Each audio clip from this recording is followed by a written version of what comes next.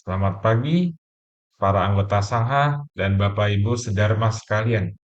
Nama saya Jensen dari Jakarta. Mari kita mulai. Mari kita bersikap anjali. Namo tassa bhagavato arahato sama sambuddhassa. Namo satantu sucetoye elahati sanmiao sanputhosie. Penghormatan kepada yang terberkati, mulia dan yang tercerahkan dengan sempurna.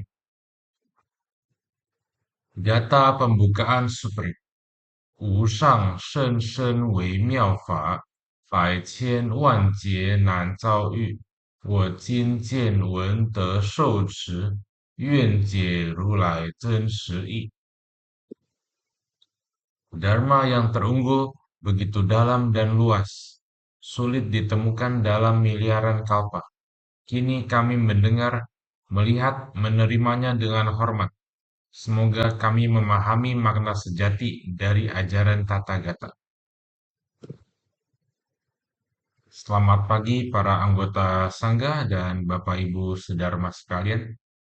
Sekarang kita sudah memasuki bab ketujuh. Sebelumnya kita telah mempelajari bab keenam. Nah, sekarang ini bab ketujuh adalah judulnya, yaitu ini, Li'i Chun Wang, ya, yaitu memberikan manfaat bagi yang hidup dan yang telah meninggal. Ya, Li'i Chun Wang Pin, Tici. Pin itu adalah bab. Tici itu adalah tujuh, bab ketujuh. Oke, mari kita sama-sama menyaksikan isi sutra yang luar biasa ini. Kita pertama-tama akan baca bahasa Mandarinnya terlebih dahulu, kemudian dilanjut dengan bahasa Indonesia. Ya. Bahasa Mandarinnya ada dua, yaitu Hanzi, tulisan Mandarin, terus ini namanya Hanyu Pinyin, cara bacanya. Ya, jika Bapak Ibu tidak bisa membaca karakter Chinese-nya, bisa membaca Pinyin-nya.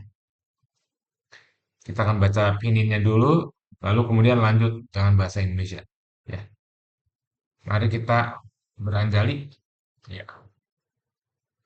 尔时地藏菩萨摩诃萨白佛言：世尊，我观世阎浮提众生举心动念。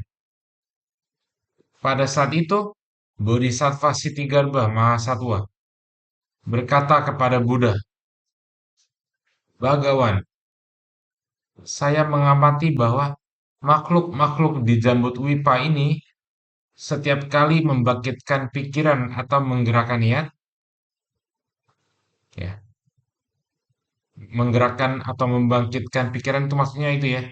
Ketika tiba-tiba kita kepikiran sesuatu, itu namanya membangkitkan pikiran. Ya. Oke, kita next. 无非是罪，脱获善利，多退初心。若遇恶缘，念念增益，是等被人. Hampir tidak ada yang bukan merupakan sebab perbuatan buruk. Sekalipun mereka memperoleh manfaat dari perbuatan baik, banyak yang kemudian mundur dari tekad awalnya. Apabila bertemu dengan kondisi yang buruk, maka dari saat ke saat keburukan mereka justru bertambah. Ya, oke, kita next dulu ya. Kita akan kembali untuk itu, review. Kita next dulu. 如履泥土，负于众时，渐困渐重，足不深邃。若得遇之事，替予减负。Orang-orang seperti itu bagaikan seseorang yang berjalan di jalan berlumpur, sambil memikul batu yang berat. Semakin berjalan, semakin letih. Beban yang dirasakan pun semakin berat. dan langkah kakinya semakin tenggelam ke dalam lumpur. Jika ia berjumpa dengan seorang sahabat bijaksana atau kalyana mitra. Ya, kalyana mitra adalah sahabat bijaksana yang membantunya mengurangi beban. Kita next. 或全与父是支持有大力故，互相扶助，劝令老脚。若达平地atau bahkan menggantikan seluruh beban itu, maka karena sahabat tersebut memiliki kekuatan yang besar, ia dapat menopang dan menolongnya, serta mendorongnya agar menapakkan kaki dengan mantap. Nah, kita next ya. Nah, 须省恶路，不再经历。世尊，习恶众生，从先毫间。Setelah mencapai tanah yang rata, ia harus mengingat kembali betapa buruknya jalan yang telah dilalui, sehingga tidak lagi menempuh jalan itu untuk kedua kalinya. Bagawan, makhluk-makhluk yang terbiasa melakukan kejahatan dari pelanggaran yang sangat kecil sekalipun. Oke, kita next dulu lagi ya. Baru kita akan kembali ke yang pertama, slide yang pertama. 变质无量，是诸众生有如此习，临命终时，父母眷属，一味设伏，dapat berkembang menjadi kejahatan yang tak terhingga karena kebiasaan buruk seperti itu. Ketika mereka mendekati akhir hayat, orang tua dan sanak keluarga sebaiknya melakukan kebajikan demi membantu perjalanan mereka selanjutnya. Ya, kita back dulu ya, kita kembali ke slide pertama. Ini dia. Nah, kita baca ulang bahasa Indonesianya saja.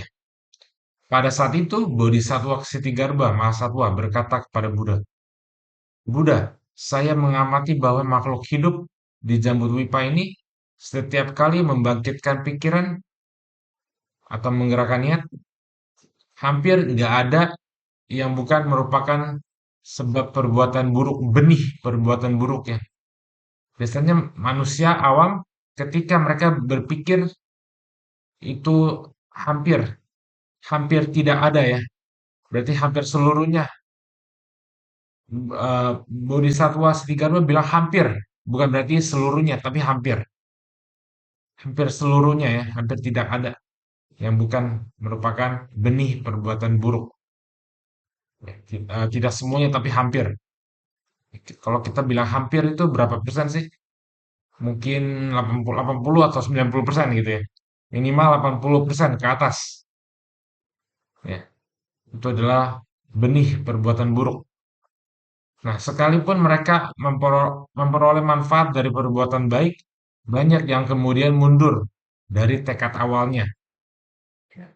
Biasanya kalau kita lagi sulit gitu ya, lagi keadaan sulit, kita mau berbuat baik dengan harapan agar kita bisa mendapatkan keberuntungan. Tetapi ketika kita sudah mendapatkan manfaat dari perbuatan baik, kemudian kita lupa. Nah, gitulah. Kita lupa bahwa kita harus senantiasa berbuat kebaikan. Ya, banyak yang kemudian mundur dari tekad awalnya, yaitu tekad untuk berbuat baik gitu. Nah, apabila ketemu, apabila bertemu dengan kondisi yang buruk, maka dari saat ke saat, oh sorry, dari saat ke saat keburukan mereka justru bertambah. Ya, kita next. Nah, orang-orang seperti itu bagaikan seseorang yang berjalan di jalan berlumpur sambil memikul batu yang berat. Semakin berjalan, semakin letih. Beban yang dirasakan pun semakin berat. dan langkah kakinya semakin tenggelam ke dalam lumpur. Ini adalah perumpamaan ya, perumpamaan yang diberikan oleh Bodhisattva Siddhikarta. Beliau mengatakan bahwa orang ini bagaikan seseorang yang berjalan di jalan lumpur dengan memikul batu yang berat. Semakin berjalan semakin letih. Beban yang dirasakan pun semakin berat ya. Dan langkah kakinya semakin tenggelam ke dalam lumpur. Jika ia berjumpa dengan seorang sahabat bijaksana atau bahasa Sanskerta atau bahasa Palinya yaitu Kalyana Mitra ya, yang membantunya mengurangi beban. Nah, siapa ya? Siapa sahabat bijaksana ini? Siapa Kalyana Mitra ini? Yaitu siapapun ya yang memiliki hati Buddha dan Bodhisattva. Siapapun sahabat bijaksana itu siapa saja yang menapak jalan Bodhisattva. Ya, kita next. Nah, Kalyana Mitra itu bahkan menggantikan seluruh beban itu. Maka karena sahabat tersebut memiliki kekuatan yang besar, ia dapat menopang dan menolongnya serta mendorongnya agar menapakkan kaki dengan mantul. Nah, kita next ya. Setelah mencapai tanah yang rata, ia harus mengingat kembali betapa buruknya jalan yang telah dilalui, ya, sehingga tidak lagi menempuh jalan itu untuk kedua kalinya. Ya. Nah, Bagawan, Bodhisattva Sri mengatakan kembali ya, Bagawan Buddha, makhluk-makhluk yang terbiasa melakukan kejahatan dari pelanggaran yang sangat kecil sekalipun, ya, kita next, dapat berkembang menjadi kejahatan yang tak terhingga. Karena kebiasaan buruk seperti itu, ketika mereka mendekati akhir hayat, orang tua dan sanak keluarga sebaiknya melakukan kebajikan demi membantu perjalanan mereka selanjutnya. Ya. Jadi ketika seseorang yang senantiasa berbuat kejahatan itu yang sudah terbiasa berbuat kejahatan itu jika sudah mendekati akhir hayatnya, keluarga mereka sebaiknya melakukan kebaikan demi membantu perjalanan mereka selanjutnya ya. Ini adalah saran dari Bodhisattva Siddhigarbha pada kita ya, pada kita. Kita manusia di Jambut Wipa ini sangat luar biasa sekali. Kita hendaknya berterima kasih ya pada Bodhisattva Siddhigarbha karena kalau kita punya saudara ya yang sudah mendekati akhir hayatnya, kita sebagai keluarga mereka sebaiknya melakukan kebaikan demi membantu perjalanan mereka selanjutnya. Oke, kita next. 已知前路，或旋翻盖，即然油灯；或转独尊经，或供养佛像及诸圣像。Misalnya, gimana cara berbuat kebaikannya? Gimana contohnya? Misalnya dengan memasang panji dan payung penghormatan, menyalakan pelita, membacakan sutra-sutra suci, mempersembahkan penghormatan kepada rupang Buddha dan para suci. Ya, kita next. 乃至念佛菩萨及辟支佛名字，一名一号，莅临众人耳根，或闻在本时，atau melafalkan nama Buddha, Bodhisattva maupun Prateka Buddha. Walaupun hanya satu nama atau satu gelar suci, jika terdengar oleh orang yang sedang sekarat atau terekam dalam kesadarannya, maka manfaatnya sangat besar. Ya. Oke, kita balik dulu ya ke beberapa slide sebelumnya. Nah, Bodhisattva Siddhigarbha mengatakan bahwa kita sebagai keluarga, jika ada saudara kita ya, yang mendekati akhir hayatnya, kita sebaiknya melakukan kebaikan. Ya. Caranya gimana?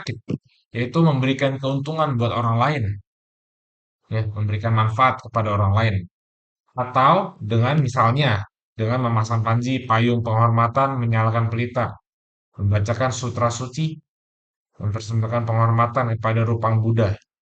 Lalu atau melafalkan nama Buddha ya. Jika misalnya Bapak Ibu sulit mendapatkan sutra ya, sutra Buddha, kita bisa melafalkan nama Buddha atau bahkan bisa keduanya, membaca sutra Buddha dan melafalkan nama Buddha. Dan kita harus misalkan apa ya? Misalkan di jalanan, misalnya kita bertemu orang yang membutuhkan, kita bisa memberikan mereka makanan gitu ya. Memberikan mereka makanan vegetarian. Misalnya ada orang sakit di jalan, kita bisa mengantar mereka ke rumah sakit, ke klinik gitu. Nah, itu juga adalah perbuatan baik ya. Walaupun hanya satu nama atau satu gelar suci, jika terdengar oleh orang yang sedang sekarat atau terekam dalam kesadaran, maka manfaatnya sangat besar ya. Ini adalah saran dari Bodhisattva Sitigarbha kepada kita ya. Sangat luar biasa sekali, sangat welas asih sekali. Kita next. 是诸众生所造恶业，即其感果，必堕恶趣，原是眷属，为临终人修持圣因。Sekalipun makhluk itu telah menciptakan karma buruk yang seharusnya membawanya ke alam penderitaan, karena keluarganya menanam sebab benih benih kebaikan demikian untuknya, ya. Next. 如是重罪悉皆消灭，若能更为生死之后7日内 banyak dosa dan karma buruknya dapat berkurang atau lenyap. Ya. Jadi kalau orang yang karma buruknya besar menjadi berkurang dan kalau yang karma buruknya ringan itu bisa menjadi lenyap. Ya. Jika setelah kematiannya dalam masa 7 kali 7 hari yaitu 49 hari, kita next lagi. 广造众善，能使是诸众生永离恶趣，得生人天，受胜妙乐，现在眷属，利益无量。Keluarga masih terus memperbanyak berbagai kebajikan, maka hal itu dapat membantu makhluk tersebut terlepas dari alam penderitaan, memperoleh kelahiran di alam manusia atau dewa, dan menikmati kebahagiaan yang luhur. Keluarga yang melakukan kebajikan itu pun memperoleh manfaat yang tidak terhingga. Ya, sangat luar biasa sekali ya. Jadi apabila ada keluarga kita, sekali lagi ya, apabila kita ada keluarga yang sedang sakit dan sudah di ujung hayat, kita sebaiknya sebagai keluarganya membantunya melakukan banyak perbuatan kebaikan ya, membantu orang lain yang membutuhkan.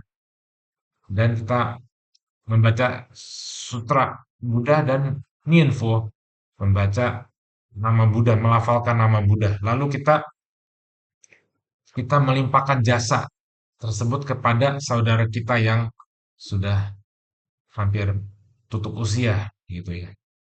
Kita next. Oh, kita itu ya melimpahkan jasa. Jadi semoga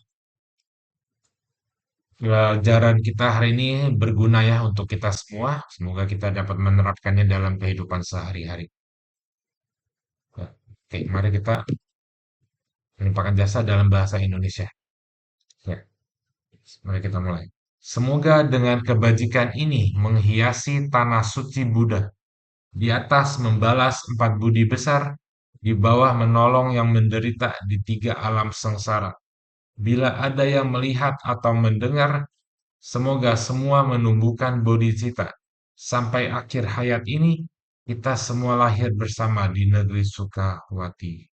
Namo Buddha Amitabha. Mari kita memberikan penghormatan sebanyak 3 kali kepada Buddha. Penghormatan pertama, penghormatan kedua, penghormatan ketiga. Semoga Bapak Ibu dan seluruh makhluk hidup dan para anggota sangga semuanya hidup bahagia, sehat, dan bebas dari penderitaan. Namo Buddhaya. Kandan.